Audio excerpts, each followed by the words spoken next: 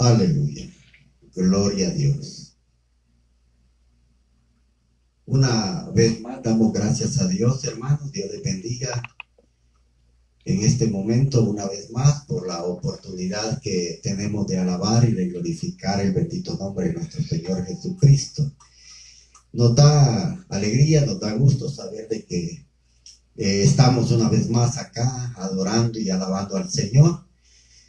Sabemos que Dios es bueno y que para siempre es su misericordia. Así de que un saludo a todos los hermanos que ya están conectados. Gracias le damos a Dios por la oportunidad que tenemos de compartir con ustedes la palabra del Señor, aún estando en sus casas, estando lejos. Pero damos gracias a Dios porque estos medios podemos utilizarlos para hacer la voluntad de Dios y poder llevar a cabo así ese propósito que Dios tenía con nosotros, de poder llevar su palabra a cualquier parte del mundo. Así es de que le damos gracias a Dios por cada momento y cada oportunidad que nos da, y a cada uno de ustedes que está pendiente. Así es de que en esta noche queremos hacer una oración para darle gracias al Señor, para glorificarle, para exaltarle, porque sabemos que Él es digno de toda gloria y de toda alabanza.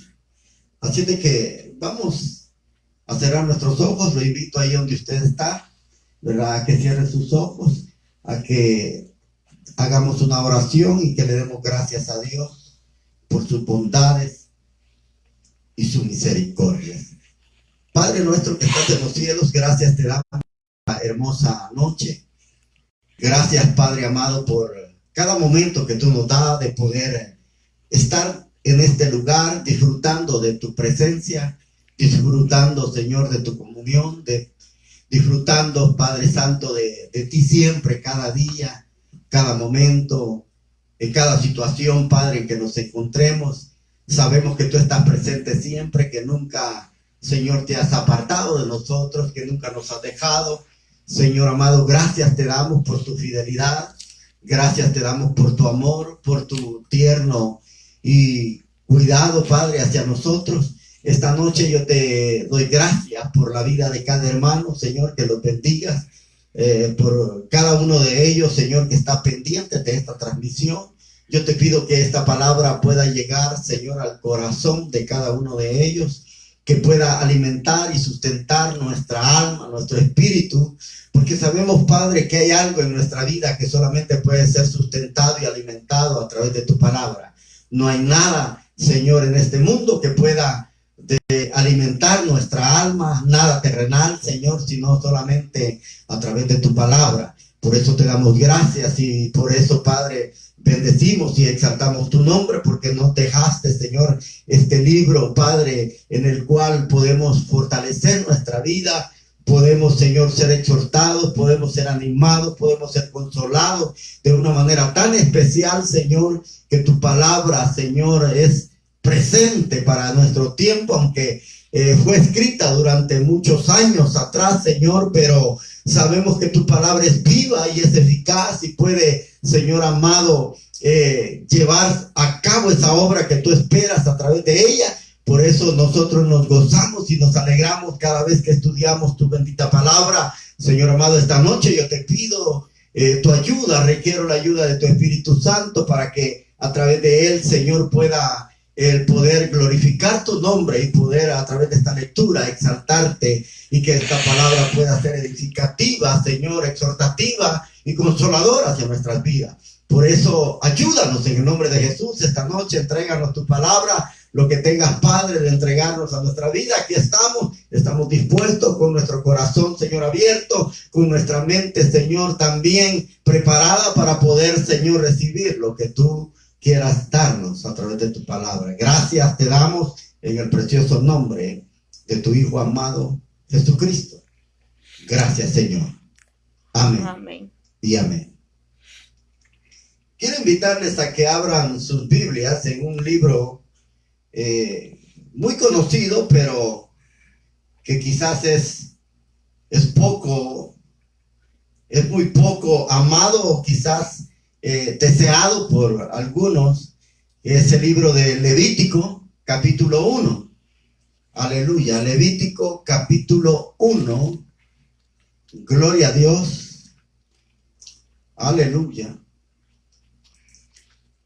Bendito sea para siempre tu nombre. Levíticos capítulo 1, del versículo 1 al 5. Gloria a Dios. Bendito para siempre. Gracias a Dios por su palabra. Así de que vamos a leer Levítico capítulo 1, del versículo 1 en adelante. Aleluya. Dice la palabra del Señor, honrando al Padre, al Hijo y a su Espíritu Santo, que siempre está presente en cada reunión que hacemos para glorificar al nombre del Señor. Dice la palabra del Señor de la manera siguiente. El Señor llamó a Moisés desde la tienda del tabernáculo y le dijo lo siguiente: habla con los israelitas y diles que cuando alguno me traiga alguna ofrenda de animales, me las deberá traer de su ganado vacún, de su ganado o de su rebaño. Si el animal que ofrece en holocausto es de su ganado, tendrá que ser un toro sin defecto. Para que sea aceptado, deberá ofrecerlo de su voluntad en la presencia del Señor a la entrada del tabernáculo, poniendo la mano sobre la cabeza del animal. Así el animal le será aceptado para tener el perdón de sus pecados. Degollará el toro en presencia del Señor. Luego los hijos de Aarón, los sacerdotes, ofrecerán la sangre y después rociarán con ella los costados del altar que está en la entrada del tabernáculo de reunión. Amén. Dejamos hasta ahí su palabra y quisiera pensar, hermanos, sobre algo muy sencillo, sobre cómo el sacrificio de Cristo que fue ofrecido en la cruz del Calvario, Dios lo da a conocer a través de todos aquellos sacrificios, ofrendas y holocaustos que se anunciaban en el Antiguo Testamento. Podríamos quizás acortarlo: el sacrificio de Cristo anunciado a través de los sacrificios del Antiguo Testamento. Ese sería quizás el tema. Una de las cosas, hermanos, que me gusta, le digo, porque cuando uno lee este libro, quizás es un libro que no a todos les gusta, que no a todos lo pueden lograr entender, porque es un libro que habla de tantos sacrificios, de ofrendas, de holocaustos, y que habla también la forma como se deben ofrecer. Es decir, es como que tuviéramos un buffet de cocina gourmet, es decir, como una cocina divina donde se prepara todo precisamente para dar a conocer, hermanos, cada aspecto o cada parte de la vida de este animal ofrecido como sacrificio para Dios. Ahora, muchos quizás, hermanos, cuando quizás estudian este libro, les parece un poco quizás aburrido, porque se habla de tantas ofrendas de cereales, ofrendas que habla cómo se deben ofrecer, qué se le debe de poner, qué no se le debe de poner. Es decir, hermanos, pareciera ser que al estar estudiando este libro, el comienzo, uno se da cuenta que es un libro que quizás dan ganas de pasar la hoja o pasar todo el libro y comenzar otro, porque muy pocas veces se entiende lo que Dios quiere a través de él darnos a conocer a nosotros. Pero es un libro muy especial, muy importante, porque en cada detalle, en cada elemento que se menciona precisamente en este libro, hermanos, se habla de Cristo. Es decir, si uno lo puede ver de esa manera, hermanos, estudiando cada parte de cada sacrificio, uno puede encontrar verdaderamente detallada la vida de Cristo en estos sacrificios. Ahora, para que nosotros podamos entender aquel sacrificio de Cristo, tendríamos que estudiar también lo que es este libro Levítico para poder tener una claridad de lo que Jesús pudo sufrir y cómo él llevó a cabo precisamente cada uno de estos sacrificios que Dios requería para precisamente perdonar el pecado de el penitente y de esa manera poder tener libertad, poder tener paz en su corazón. Pero como le digo, es un libro que precisamente, hermanos, se requiere de bastante, quisiera decirle de bastante quizás entrega y de estudiarlo de una manera cuidadosa, hermanos, porque cada elemento, cada aspecto de estos sacrificios, como le digo, hablan del Señor Jesús. Y le digo esto porque, hermano, uno puede encontrar en todo el Antiguo Testamento precisamente cómo Dios, a través de todo esto que estos hombres escribieron, es decir, sobre lo que Dios le dio a Moisés, Dios precisamente sobre cada aspecto de la lectura que Dios le dio a Moisés y de lo que él tenía que hacer, le estaba hablando de una manera directa sobre cada aspecto de la vida de Cristo. Y le voy a poner un ejemplo. Precisamente cuando Dios le habla al Señor que haga el tabernáculo de reunión, cada detalle de ese tabernáculo hablaba de una manera muy abierta y precisamente dando a conocer lo que era la vida de su hijo.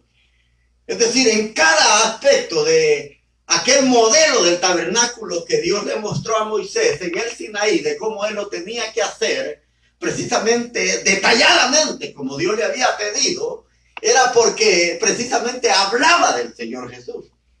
Igualmente lo podríamos decir en este libro de Levítico.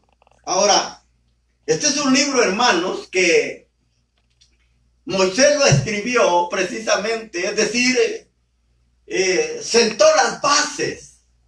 Porque precisamente, hermanos, una de las cosas a las cuales quiero referirme también es que muchas veces se nos dice a nosotros los libros de Moisés, que son los primeros 5 libros, que corresponden al Pentateuco o a la ley, como se le conoce, y precisamente uno quizás con el tiempo y con la costumbre que tiene de tanto estar estudiando o yendo a la iglesia, a uno siempre le dicen que abramos la Biblia en el libro que escribió Moisés. Es decir, Moisés no escribió todos los libros directamente, hermano. Es decir, que él no fue el recopilador de todo lo que ahora tenemos, sino que Moisés solamente sentó las bases. Solo puso las bases porque estos libros fueron completados, hermano, precisamente después de la la deportación babilónica, después de muchos años de haber sido deportados, es decir, unos 250 años antes de Cristo, estos libros fueron completados. Ahora, por eso es que le digo de que no fue Moisés quien los escribió todo, porque para este tiempo ya Moisés ya no estaba, él ya había muerto. Él ya, precisamente, hermanos, ya no estaba justamente con el pueblo de Dios. Ahora, precisamente, hermanos, los que llevan a cabo la escritura de todo este libro es un grupo de eruditos, hermanos, que cuando escribieron o tradujeron la Biblia del hebreo al griego, se le conocía como la Septuaginta. Fue un grupo precisamente de eruditos, escribas, que fueron ellos los que directamente terminaron todo este compendio de libros. Ahora, este grupo de eruditos judíos, hermanos, conocían el griego también, y por eso se tradujo la versión del hebreo al griego, conocida como la Septuaginta. ¿Por qué se le llama la Septuaginta? Porque precisamente, hermanos, eran 70 ancianos, 70 hombres eruditos que fueron los que escribieron, lo que tradujeron del hebreo al griego, que es lo que se le conoce como la Vulgata Latina. Ellos fueron precisamente los escritores de todo esto. Es decir, que Moisés solo sentó las bases y ellos precisamente terminaron toda la redacción de los libros. Por eso es que uno, hermano, cuando lee la palabra de Dios muchas veces, y le voy a dar solo algunos detalles, por eso es que en el Éxodo se ve, hermanos, cómo estos hombres, estos eruditos, y que precisamente fueron hombres, hermanos, que eran como precisamente que estaban unidos todos para tratar de llevar a cabo esto, pero eran precisamente en el libro del Éxodo se deja ver cuatro precisamente traductores que se les conocía a ellos como precisamente como los que fueron los que precisamente llevaron a cabo todo esto en el Éxodo. Ahora, solo le voy a dar un detalle. Fíjese que en el Éxodo muchas veces, en el libro del Éxodo, se halla cuando dicen el monte Sinaí y el monte Horeb. Así se halla muchas veces en el Éxodo. En algunas veces se habla hasta de 2 veces que Moisés regresa, dice, del monte Horeb y el monte Sinaí. Ahora, ¿por qué pasa eso? Uno pudiera pensar, hermanos, que quizás ellos como que volvieron a escribir esto, pero no. Precisamente habían 4 traducciones que se les conoce como los traductores, precisamente los yavistas, los eloístas, los deuteronomistas y también estaban la línea sacerdotal. Ahora, estos 4 grupos de personas, hermanos, ellos, entre todos ellos, por eso muchas veces se halla, cosas como las que le acabo de decir en el Éxodo, el libro del Sinaí, el monte de Sinaí y el monte Horeb, porque estos hombres se fusionaron todos para poder ellos, entre todos ellos, poder poner todas estas bases también, y que están fusionadas entre todos para tratar de llevar a cabo una sola escritura, y para que esto fuera muy, quiero decirle, que fuera muy entendido quizás para nosotros, de una manera poder tener más claridad en la palabra del Señor. Ahora, con este libro de Levítico, hermanos, es un libro que, como le digo, llama la atención mucho, porque se nos da instrucciones. Se nos dan instrucciones, hermanos, de cómo se deben de ofrecer estos sacrificios, pero también se nos da instrucciones de las cosas que precisamente aquel que va a ofrecer el sacrificio, es decir, el ofrendante, debe de participar también en ello.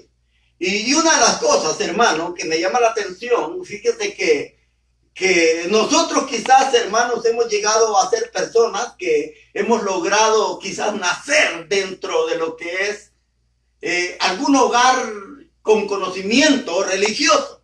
Ahora, al haber nacido nosotros precisamente en un hogar, hermanos, que haya tenido algún conocimiento religioso, nosotros hemos conocido con un conocimiento, aunque sea bastante limitado, pero que ya sabemos qué es lo que se hace dentro de las iglesias, se adora, cómo se canta, qué es lo que uno tiene que hacer, qué es lo que no tiene que hacer. Pero muchas veces, hermanos, uno deja de lado aspectos de la vida, precisamente lo que es la adoración, que son muy importantes para la vida de cada penitente.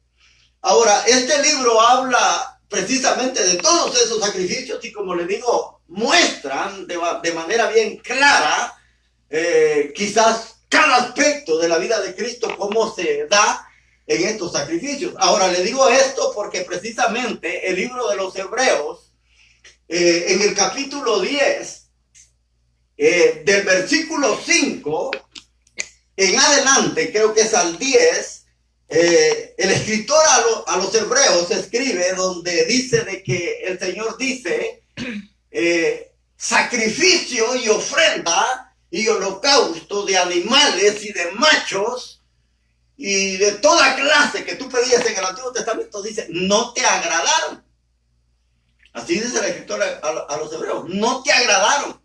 Es decir, está diciendo en ese libro de Hebreos, precisamente, hace ver, hermanos, que todo esto de lo que se habla en el Antiguo Testamento, de todas estas ofrendas, todos estos sacrificios y holocaustos de los que habla, Dios no se complació de ello, porque precisamente la sangre que se ofrecía a través de estos sacrificios era sangre de animal, y eso no le complació a Dios. Por eso el escritor a los Hebreos en el capítulo 10 dice que sacrificio de animales no fueron agradables a Dios.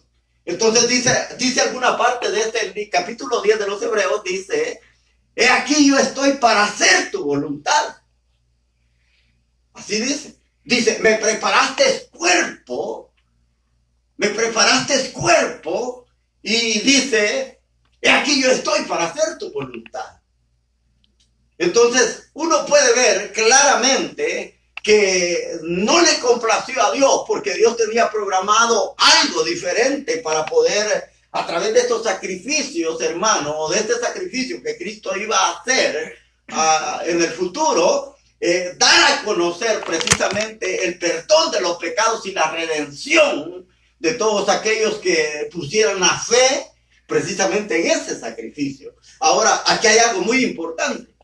Fíjate que en toda la vida terrenal del Señor, precisamente, serán aspectos, hermanos, donde cada detalle de la vida de Jesús, por muy pequeños que sean, precisamente hablan de que Él, hermanos, tuvo una vida tan consagrada, una vida que verdaderamente agradó al Padre en todo su caminar, que precisamente estos sacrificios del Antiguo Testamento hablan de cada aspecto de la vida de Cristo. Ahora, quizás no voy a entrar en detalle a eso, porque precisamente este capítulo 1 habla de 3 clases de sacrificio. Habla del sacrificio del ternero, o que se tenía que ofrecer, es decir, un sacrificio de animal vacuno. Y habla también del sacrificio ovejuno, es decir, de ovejas, ¿verdad? Pero habla también de un sacrificio precisamente que era para los más pobres, que eran las tórtolas o los pichones. En este capítulo 1 se da estos 3 detalles, pero fíjese, lo que llama la atención, quizás yo me pudiera extender sobre estos aspectos y quizás pudiera decirle algo como de una manera quizás un poco resumida del por qué cada aspecto de estos sacrificios, hermano, hablaban precisamente de Cristo. Fíjese que hay cosas que cuando uno las lee, entiende que aunque estos sacrificios eran quizás el de ganado y el de ovejas, eran casi iguales. Le digo esto porque eran los ovejunos y vacunos, que llama precisamente este libro así.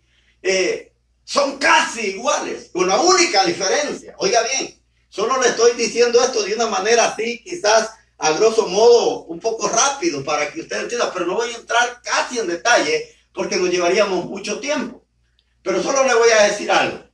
Fíjese que si usted ha leído este libro de Levítico, capítulo 1, cuando se ofrecía precisamente la ofrenda de lo que era ganado, precisamente todo con el otro sacrificio de lo que era cabras o ovejas, perdón, eran idénticos, solo de una manera diferente se mencionan cosas que precisamente no son iguales. Y le voy a poner un ejemplo. Cuando se mataba, la ofrenda que se ofrecía de ganado, precisamente cuando este animal se ofrecía, se partía en pedazos, todo se partía en pedazos, todo se partía en pedazos y se separaba y se ofrecían al Señor, todo era consumido, todo. Solamente que en el ganado, lo único que no se quemaba, oiga bien, lo único que no se quemaba en este sacrificio que se ofrecía sobre el ganado de un animal que fuera precisamente vacuno, lo único que no se quemaba, es lo único, es la piel de este animal. Esa no se quemaba. De ahí todo se hacía pedazos, solo la piel del animal se le quitaba de una manera total, pero no se quemaba. Esa parte de lo que es la piel de este animal vacuno se le entregaba al sacerdote. Esa era su parte. Eso era, el cuero no se quemaba. Es decir, la piel del animal. En las cabras era diferente. En las cabras se degollaban. Este animal se desollaba todo, es decir, se le quitaba la piel. A las cabras no, a las ovejas no. Es decir, que a las ovejas se hacía todo lo que se hacía con este animal, pero todo se sacrificaba, es decir, se quemaba en el altar. Ahora, uno se preguntaría, o quizás yo le preguntaría, ¿por qué razón? ¿Cuál es la razón del por qué la piel o el cuero, como muchas veces nosotros lo conocemos, del animal, se lo quedaba para el sacerdote? ¿Qué tiene eso de significado? ¿Cuál es el significado y por qué el sacerdote se quedaba con la piel o el cuero de este animal vacuno? Cosa que no se hacía con las ovejas. Con eso se quemaba todo. Ahora, ¿por qué? ¿Por qué le daban esta parte al sacerdote para que él se quedara con ella? Recuérdese que el cuero no se come. No se come. Ahora, ¿pero qué representa? Solo le estoy dando precisamente detalles, hermano, de una manera resumida. ¿Pero qué significa el detalle de este cuero con el cual se quedaba el sacerdote? Eso precisamente está hablando de las cualidades. Oiga bien, las cualidades de la belleza externa que Jesús tenía. Esas cualidades de belleza externa que Cristo tenía eran del sacerdote. Eso precisamente habla de eso. Ahora, luego si yo le dijera que cuando se quemaba la cabeza, ¿por qué se separaban? ¿Por qué se quemaba todo? ¿Por qué nada se dejaba? Porque precisamente todo era consagrado a Dios. Recuérdese, oiga bien, que todo era consagrado a Dios. Toda esta clase de holocaustos y ofrendas que se ofrecía, todo era consagrado para Dios. Nada se dejaba. Dice que la cabeza se cortaba y se sacrificaba también y se quemaba. Pero dice que antes de quemarse, oiga, cada aspecto, cada parte del cuerpo de estos animales tenían que ser lavados con agua. Tenían que ser lavados. Es decir, se lavaba la cabeza, se lavaban las patas, se lavaba precisamente los intestinos, todo. Se lavaba con agua. Ahora, ¿cuál es la finalidad de lavarse con agua? Precisamente, hermanos, lo que hacía era de que ellos lavaban todo aquello para que no fuera con suciedad y pudiera sacrificarse al Señor de manera pura, limpia. Ahora, ¿qué significa el agua? ¿Cuál era el procedimiento que el agua hacía en estos animales? Es decir, el agua era la que limpiaba todo esto para después ser ofrecido. Y eso habla de pureza. Ahora, cuando todo esto se daba, y como le digo, se ofrecía la cabeza.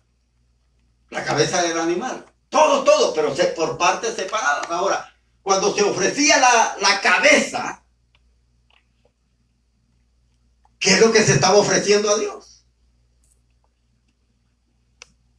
¿Qué simbolizaba eso?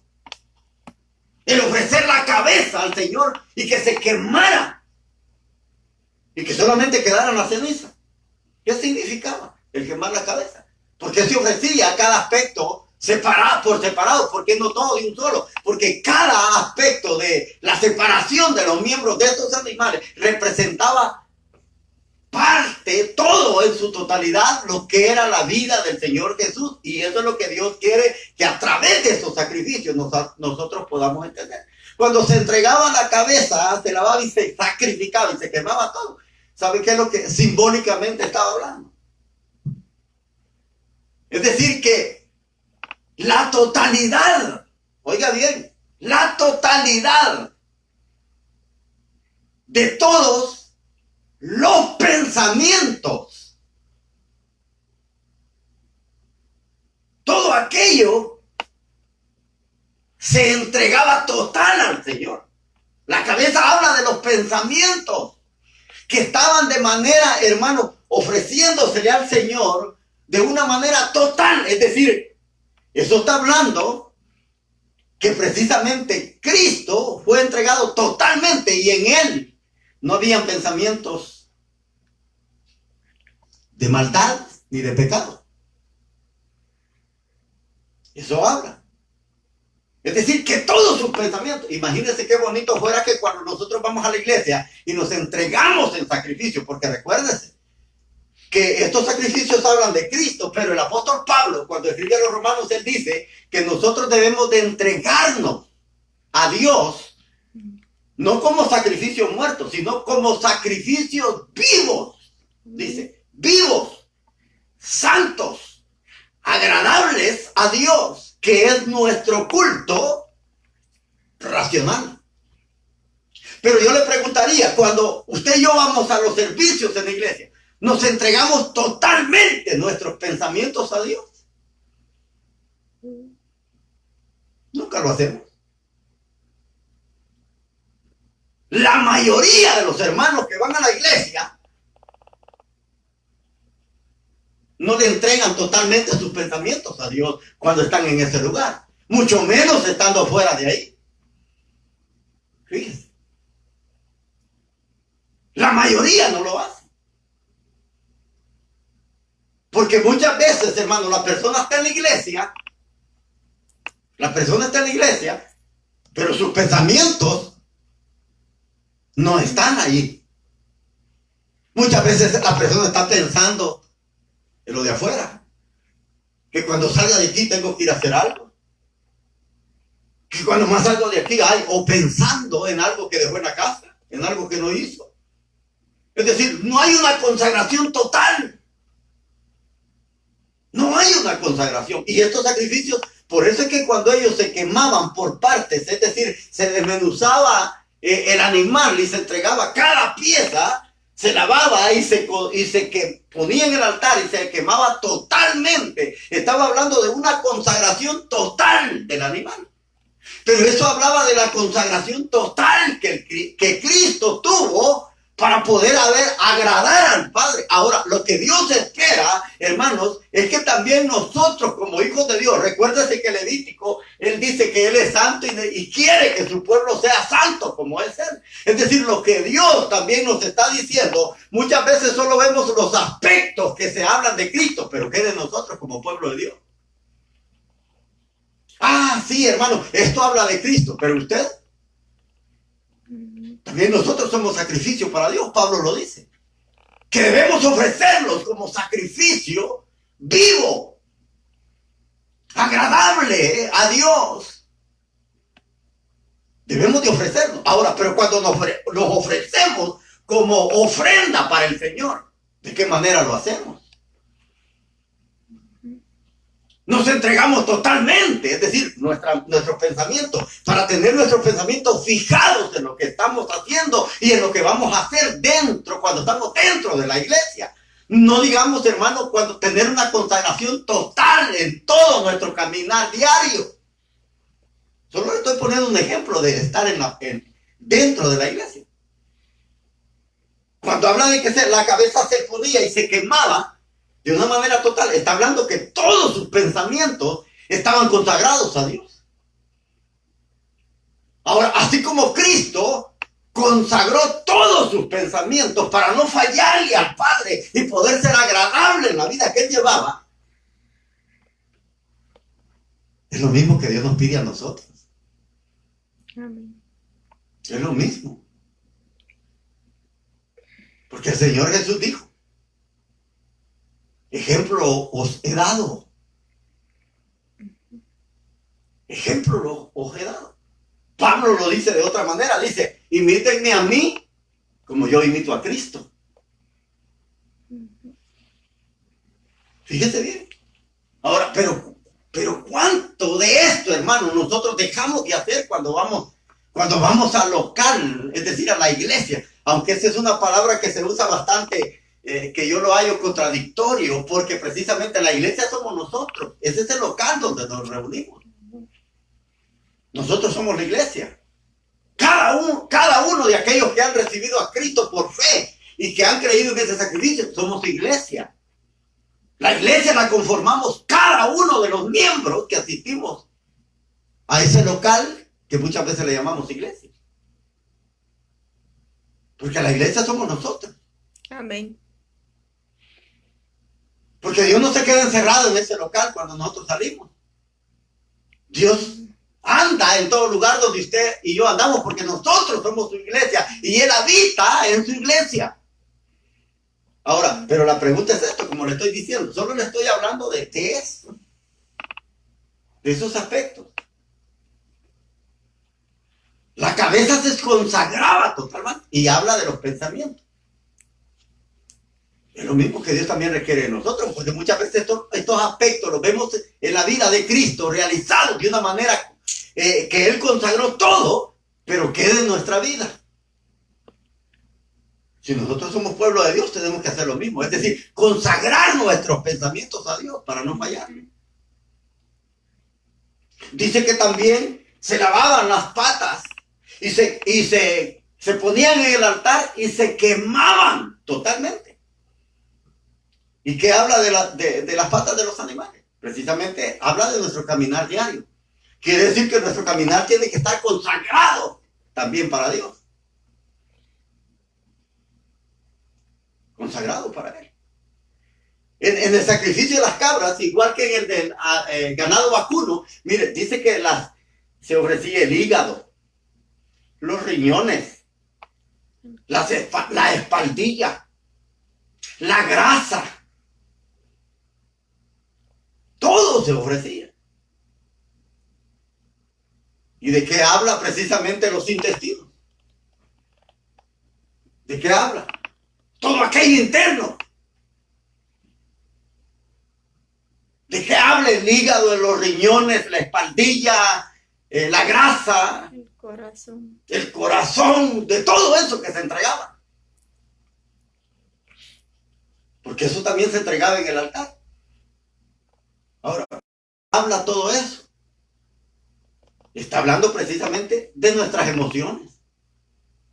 Que no solamente los pensamientos, sino nuestras emociones. Nuestro caminar tiene que estar consagrado a Dios. Y cuando eso se quemaba, como llevaba la grasa, oiga bien, eso era, hermano, lo que cuando dice, en donde dice la escritura, que cuando ese sacrificio se ofrecía, era de olor fragante. Era olor fragante. Es como cuando a veces nosotros cocinamos carne en una parrilla. Cuando uno cocina la carne, hermano, que a veces la carne está grasosa, se siente el olor. A distancia. Pero a varias cuadras. Pues yo no sé si a usted le ha pasado, pero cuando alguien está haciendo alguna parrillada fuera de su casa, se siente el aroma desde lejos. Desde lejos se siente el aroma. Porque ahí va la grasa juntamente con todos estos, con cada parte que se ofrecía de manera total al Señor para ser consagrados y quemados. Ahí va la grasa. Eso era lo que le daba, que cuando se ofrecía, ese olor subía al cielo. Y ese era el olor que le agradaba al Señor, porque todas aquellas partes de aquellos animales que se ofrecían como sacrificio, no había nada que se dejara de lado que no se quemara. Es decir, todo estaba consagrado al Señor. Y eso es lo que a él le agradaba, que todo estaba consagrado, y ese olor de consagración subían delante de Dios. Por eso dice que estas ofrendas Dios las recibía como eran ofrendas de olor fragante. Ahora, cuando uno ve todos esos aspectos, hermano, uno piensa cómo es nuestra vida, cómo somos nosotros. Porque la palabra de Dios dice, sean santos como Dios. Oiga, como Dios es santo. Ahora, pero cuando todos estos animales se ofrecían y eran consagrados, Dios se agradaba. Pero cuando nosotros, hermanos, nos ofrecemos al Señor como sacrificio agradable, siente Él ese olor o ese aroma de consagración total en nuestra vida. ¿La sentirá el Señor? ¿O qué olor le llegará al Señor cuando nosotros vamos y nos queremos? Porque yo le voy a decir algo, consagrarse, hermano.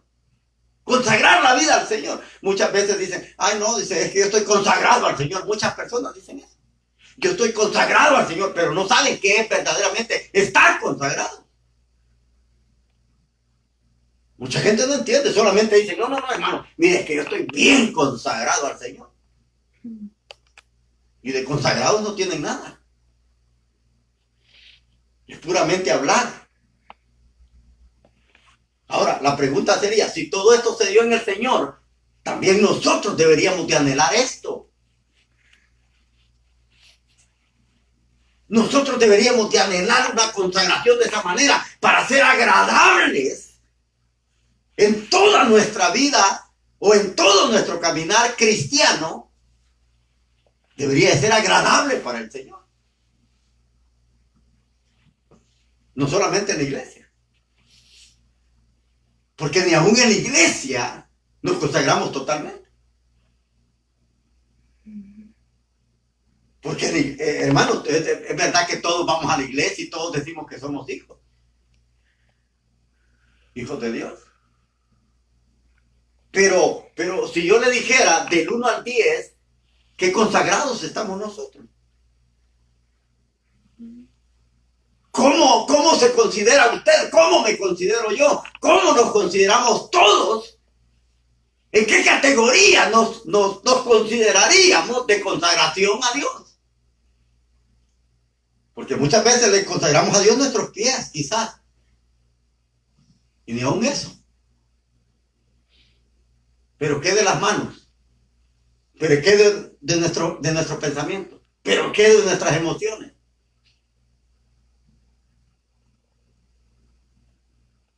Y porque precisamente este libro se ha dejado para esto, hermano, para que nosotros conozcamos cómo los sacrificios se ofrecían a Dios. Y esos sacrificios que apuntan a Cristo, también nosotros, dice Pablo, como sacrificios agradables a Dios debemos de ofrecerlos.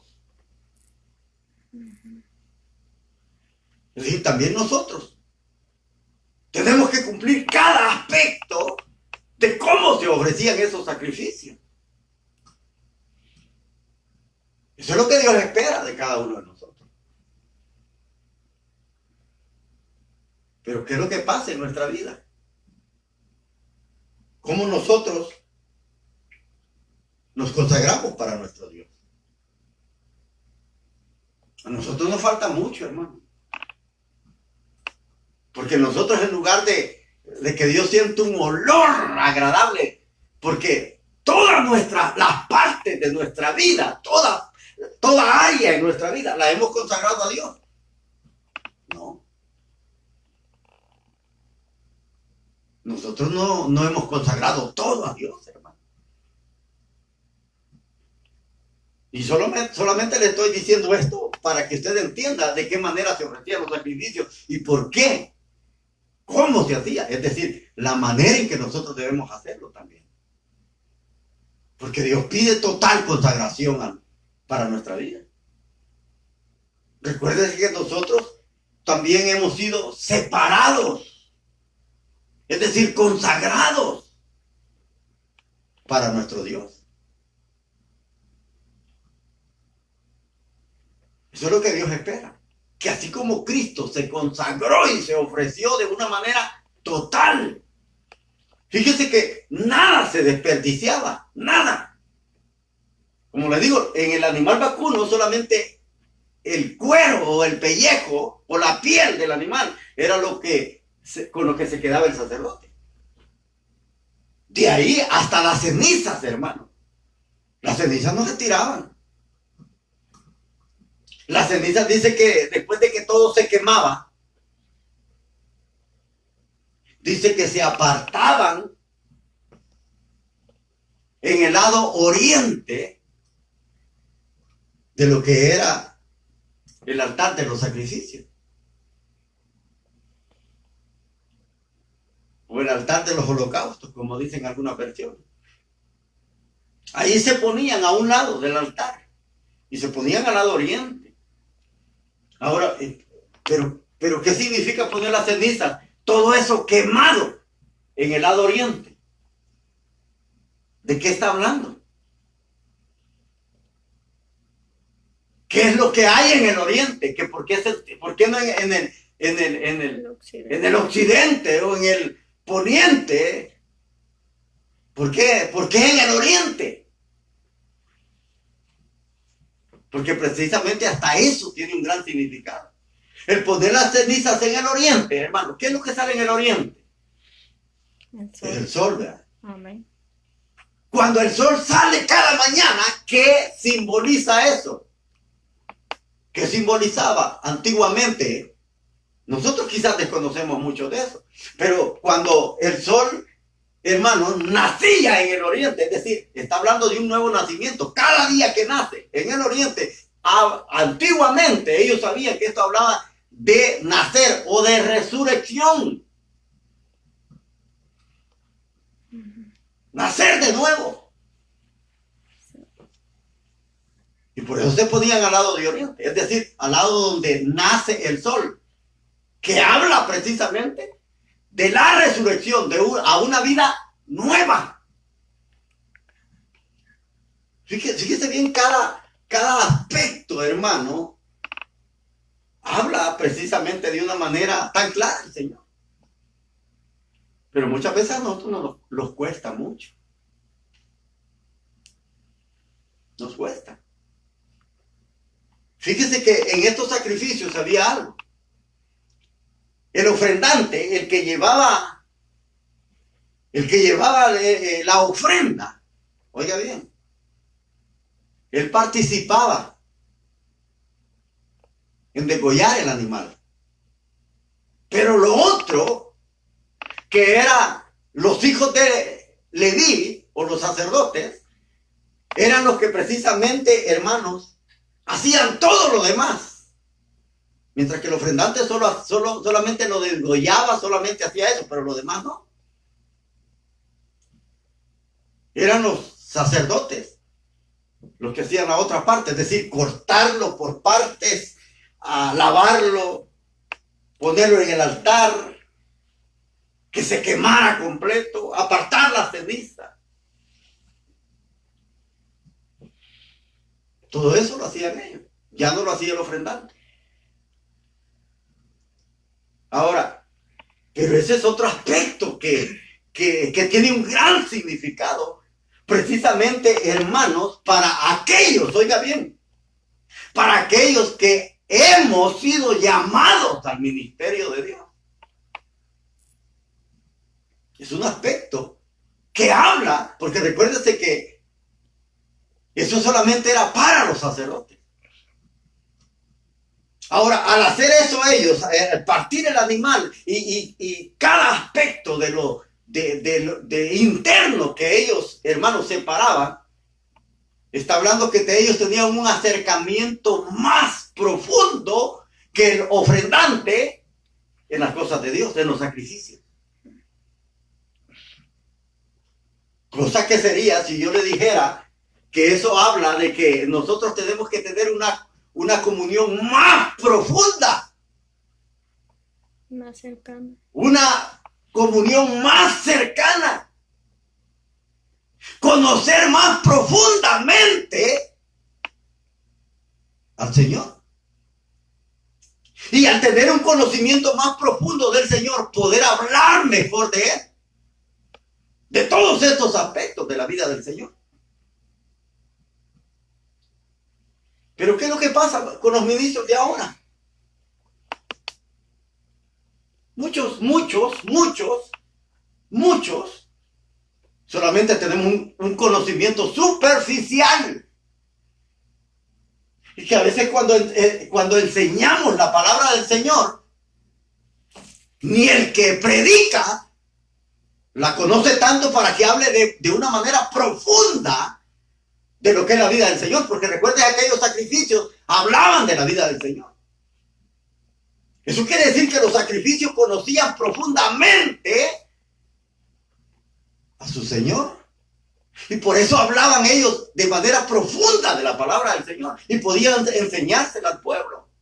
Porque el pueblo solamente participaba en llevar la ofrenda, pero no tenía ese conocimiento que solamente era dado para los hijos de Leví. A lo que ahora en nuestro tiempo nosotros diríamos a los pastores. Hermanos, si cada pastor se dedicara a conocer de una manera más profunda la palabra del Señor y podérsela enseñar al pueblo, no tuviéramos iglesias, disculpe la expresión, no tuviéramos iglesias patas arriba.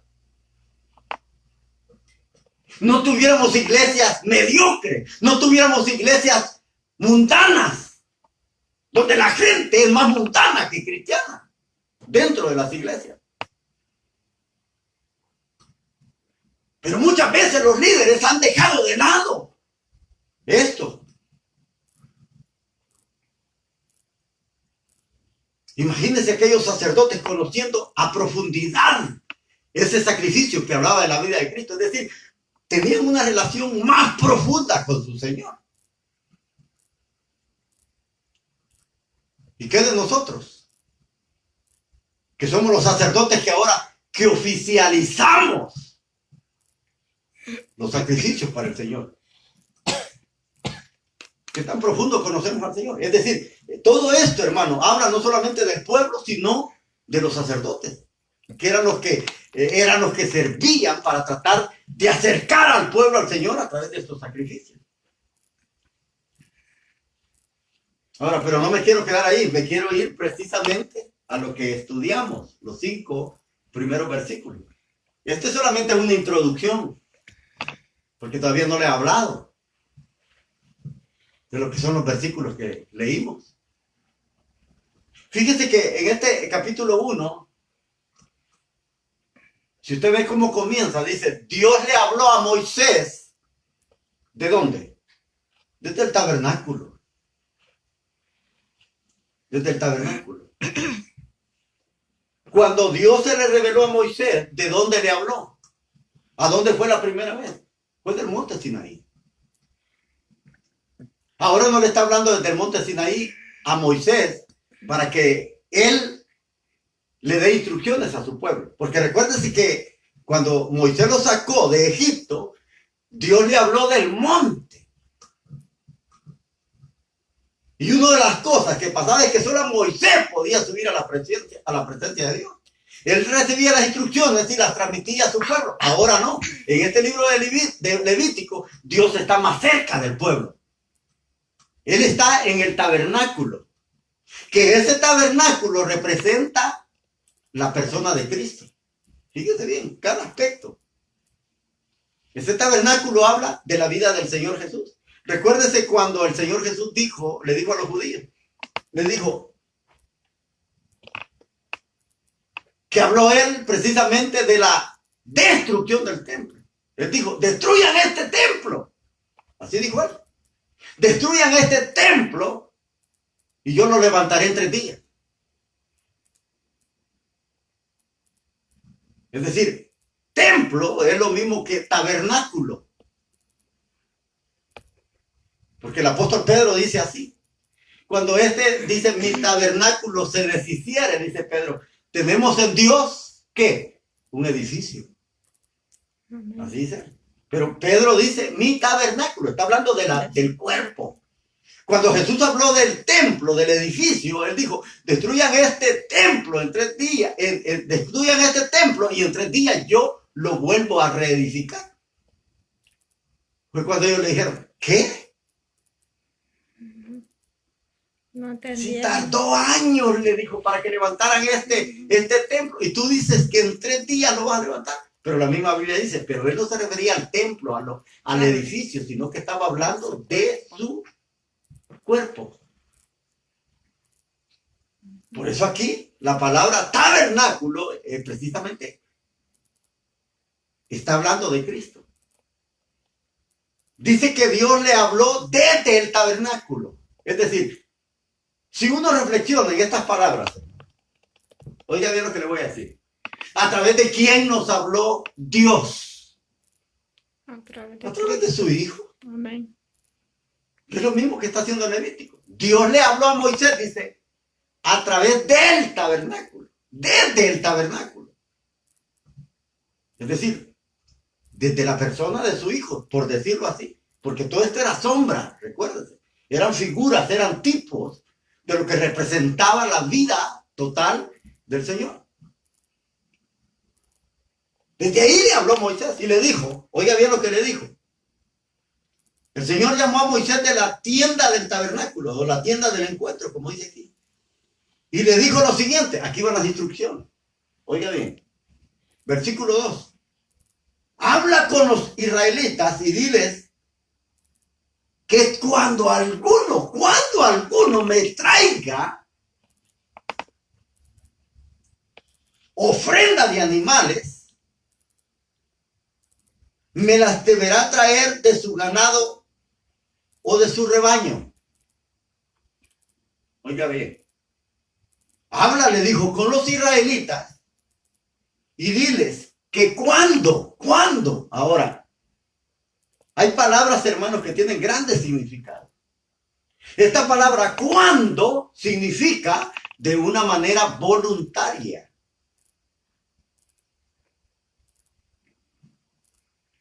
Es decir que Dios, hermanos, espera que de manera voluntaria el hombre recurra a Dios.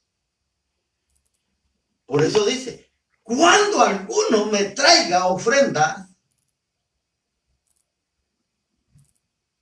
de ganado o de oveja, dice.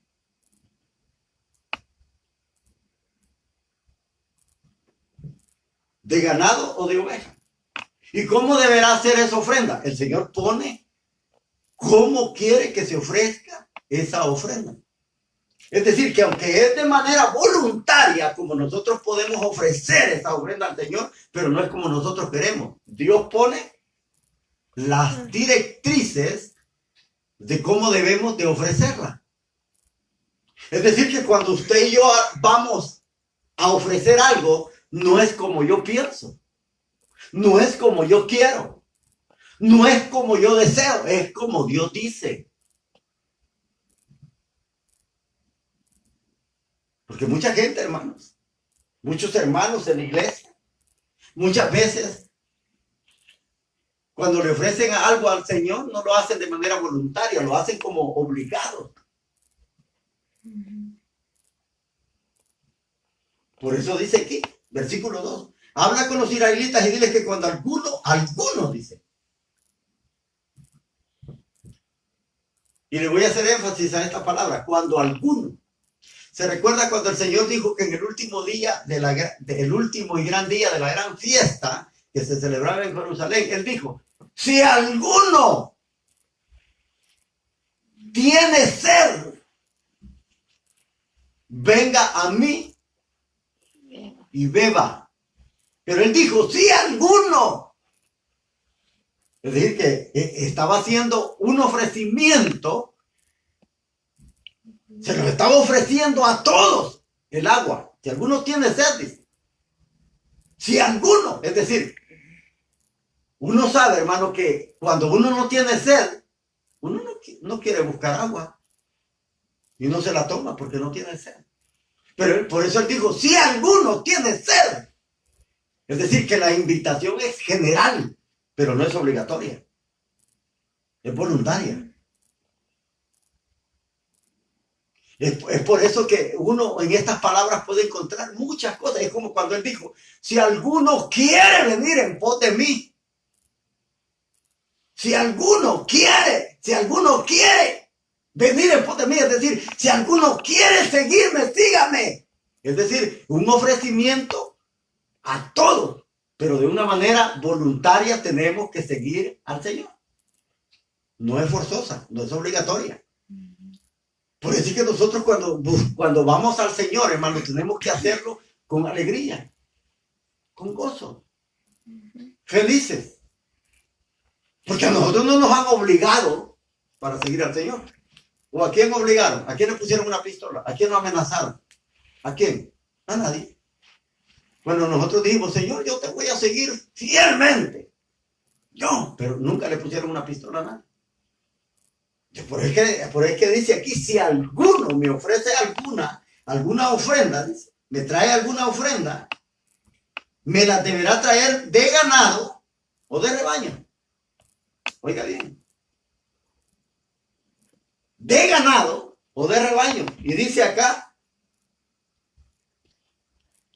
si el animal que se ofrece en holocausto es de su ganado, oiga, es de su ganado, como que si estuviera diciendo el Señor, ¿verdad? No vaya a ser que se lo robó. Santo. Sí, porque aquí dice esta versión, dice, si el animal que me ofrece en holocausto es de su ganado, es decir, como que dijera, o es de otro, yo no lo voy a querer. Pero si es de su ganado, dice, tendrá que ser un becerro sin defecto. Aquí es donde Dios pone las reglas. ¿Cómo debe de ser el que se le ofrece? Es decir, no es como yo pienso. No como queremos. No es como yo quiero o queremos, sino es como Dios dice que se debe de ofrecer. Es decir, lo que se debe de ofrecer tiene que ser sin defecto.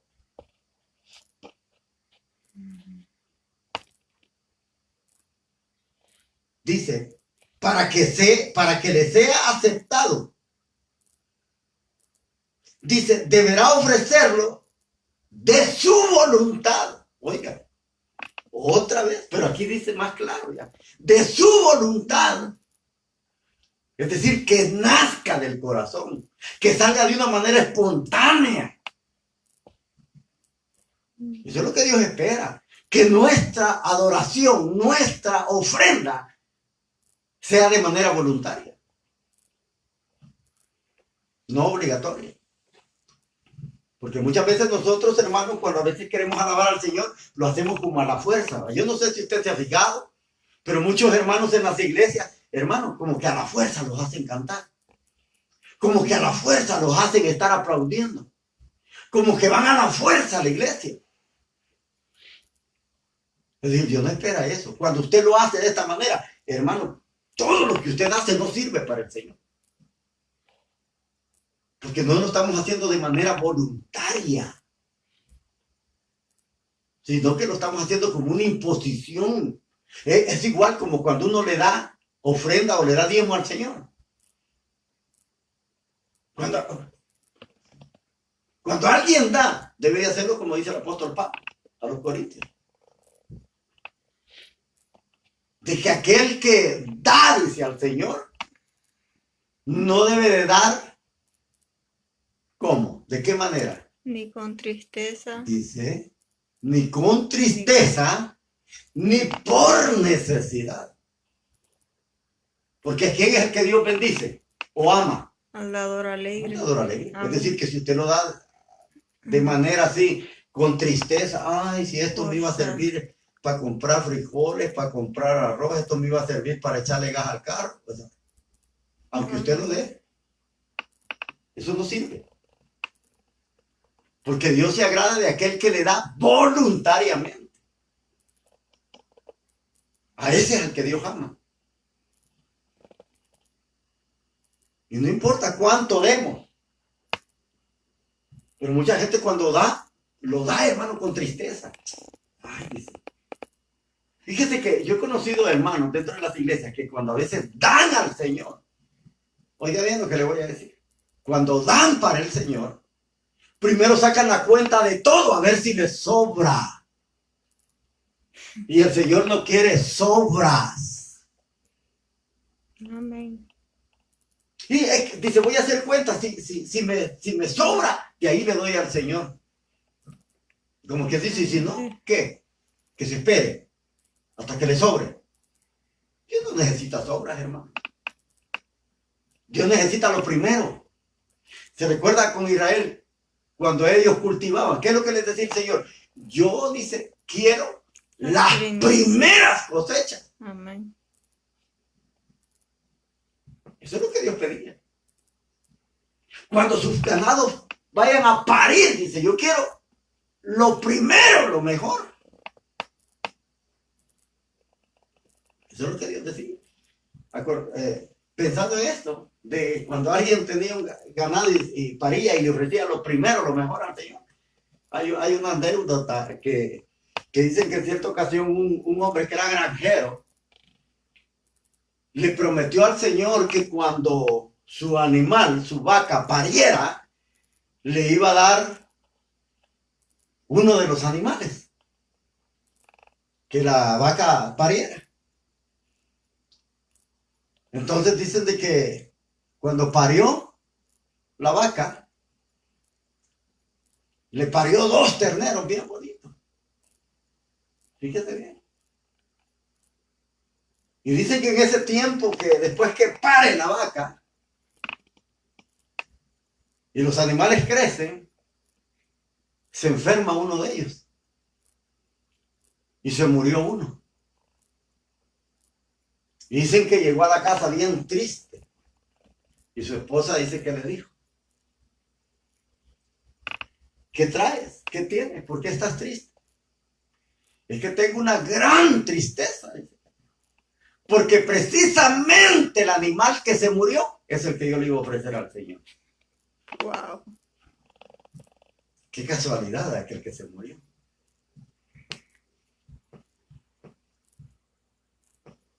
Y eso nos pasa a muchos de nosotros. Por eso el Señor dice acá, dice, para que sea aceptado deberá ofrecerlo de su voluntad.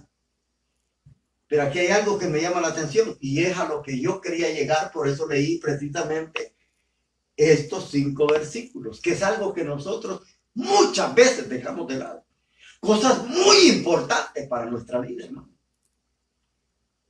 Por eso es que le digo que muchas veces nosotros venimos enseñados desde que nacemos, a veces, porque nacemos en algún hogar cristiano, algún hogar que practica la religión, y dejamos de lado cosas muy importantes en nuestra vida de adoración, que es lo que no deberíamos de dejar.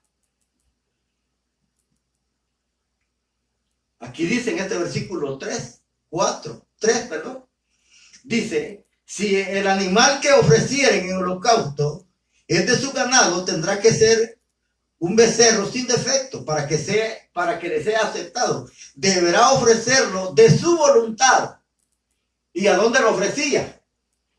Ahí dice. Dice, en presencia del Señor. Y esto es donde yo quería llegar. ¿Y sabe por qué leí precisamente hasta el 5? Porque el 5 habla lo mismo y se lo voy a leer. Degollará el becerro en presencia, dice, del Señor. Se recuerda que se fija usted que ese es el aspecto más descuidado en nuestra vida cristiana. Ese es el aspecto de la adoración que más descuida el que es cristiano. ¿Por qué? Hermanos, si nosotros tuviéramos conciencia verdaderamente que cuando nos reunimos, así como estamos aquí mi esposa y yo, solo dos, oiga bien, que nosotros, hermanos, deberíamos tener conciencia de que lo que estamos haciendo, lo estamos haciendo en la presencia de Dios. Eso cambiaría las cosas. Pero ese es el aspecto de nuestra vida en adoración que nosotros descuidamos. ¿Saben por qué? Porque cuando nosotros adoramos o hacemos algo, nos olvidamos que lo estamos haciendo en la presencia del Señor. Ese es el aspecto más descuidado de nuestra vida de adoración. Por eso es que muchas veces nuestras reuniones son aburridas. Por eso es que muchos cristianos, dice, yo no siento la presencia de Dios. Pues sí, si usted dice que no la siente, porque lo que está haciendo, usted siente que Dios no está ahí.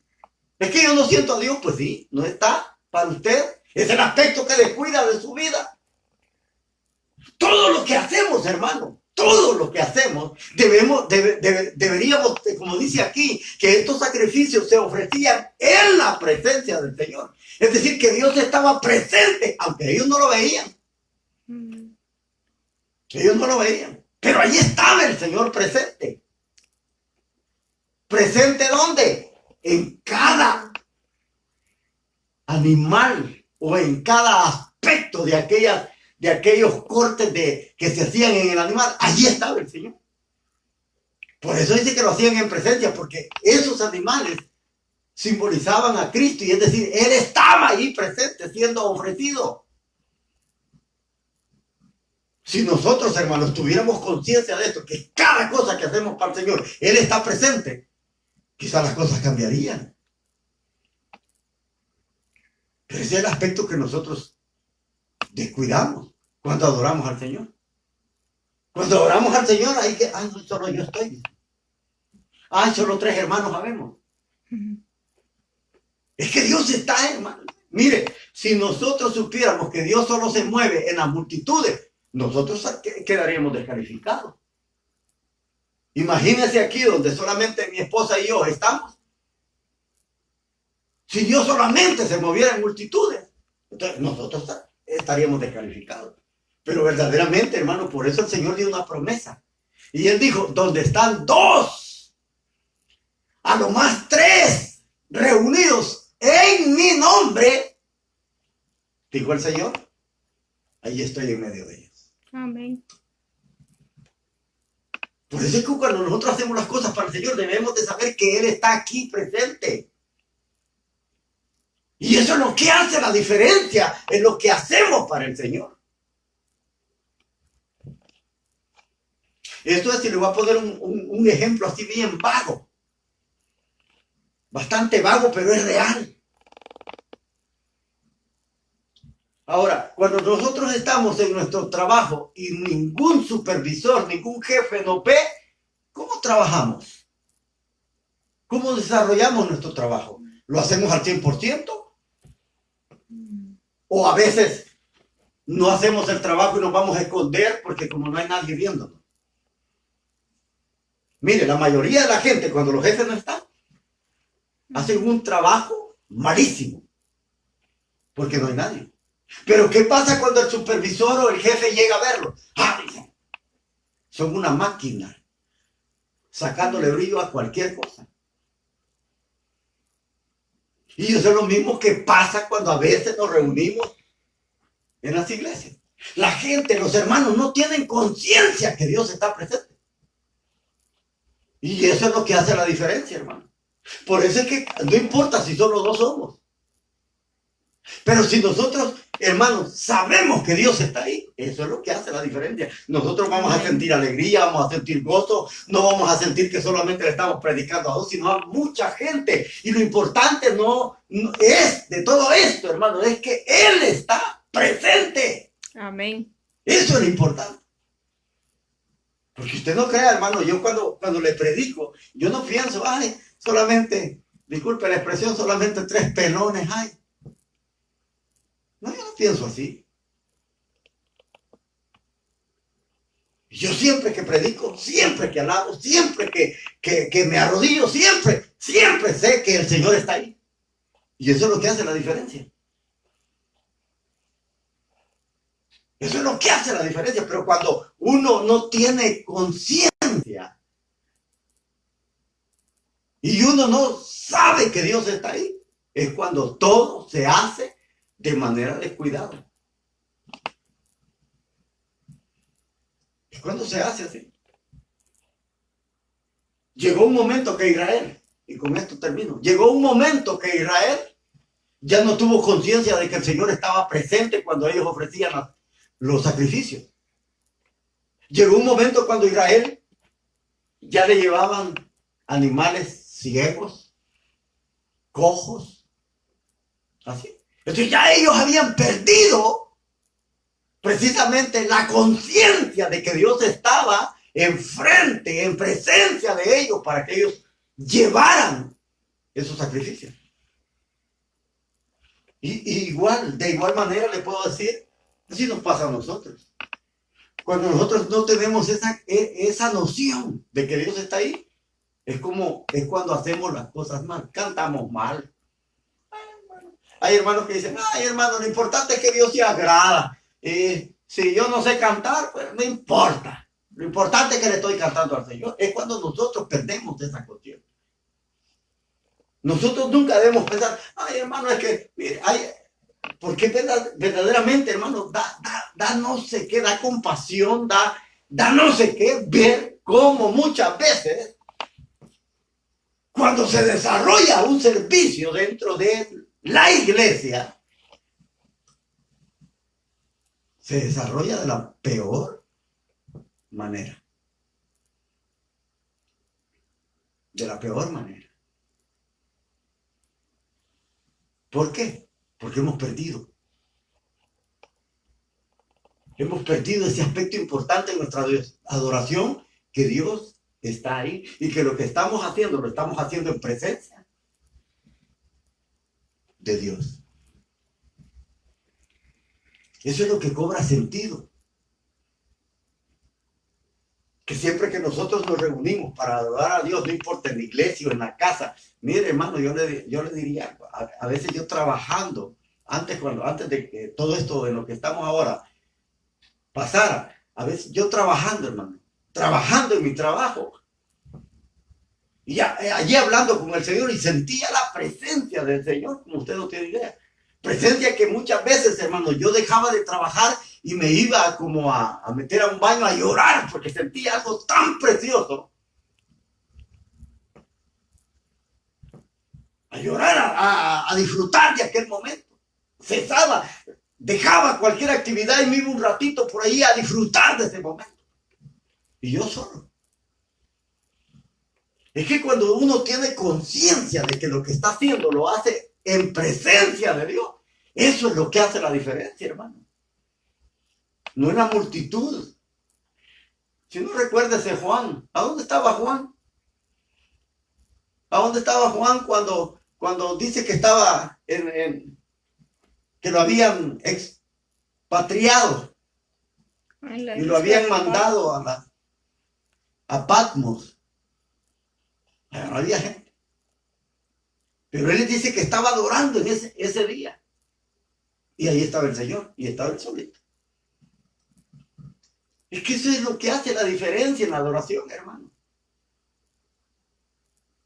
Cuando nosotros perdemos esa noción de que lo que hacemos, lo hacemos en la presencia de Dios, ahí se perdió todo. Y ese es el aspecto de nuestra adoración que nunca se debe de perder. Por eso es que cuando alguien pierde ese aspecto en la adoración, hay gente que dice, yo no sentí al Señor. Aquí no está el Señor. Yo mejor voy a otro lado donde hay más gente porque allá sí está el Señor. No. El problema es que usted ya perdió conciencia. Porque lo mismo le va a pasar en otro lado. Quizás los primeros días se va a sentir bien, pero después va a ir sintiendo soledad. ¿Por qué? Porque usted ha perdido ese aspecto en la adoración, que usted lo que va a hacer, lo hace delante del Señor, en presencia del Señor. Y eso es lo que le da sentido a la vida espiritual. De que lo que hacemos, lo hacemos en presencia del Señor. Cuando ese aspecto de nuestra vida se pierde, se acabó todo. Se seca todo. Nada funciona. Pero cuando eso está presente en todo lo que hacemos, que ahí está Dios.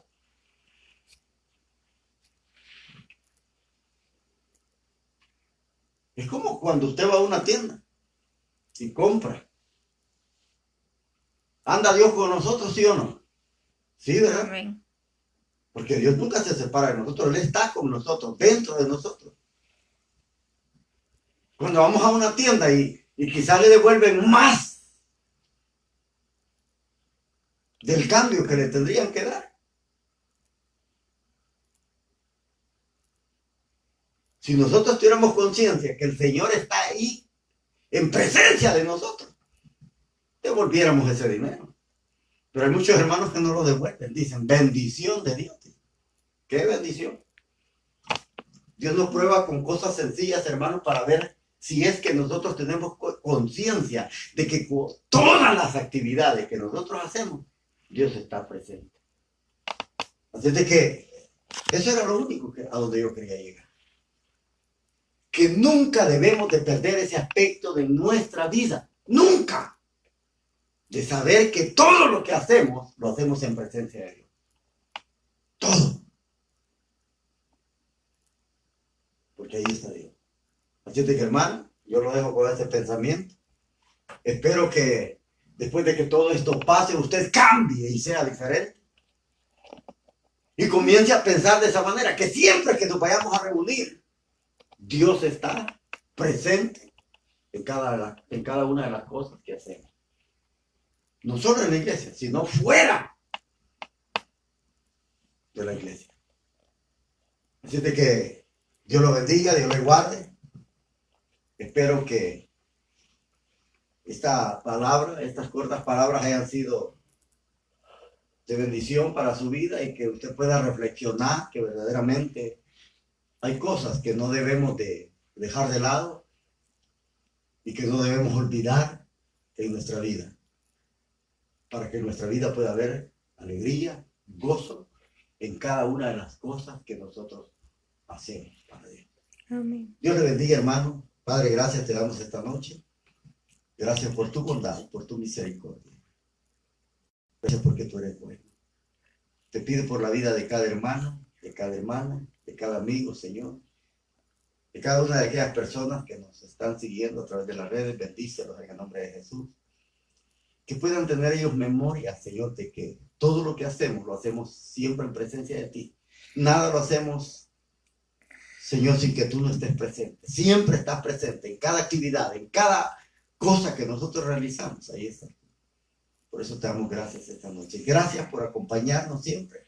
Gracias por estar a nuestro lado. Te bendecimos y te exaltamos. A ti sea la gloria para siempre. Amén y amén.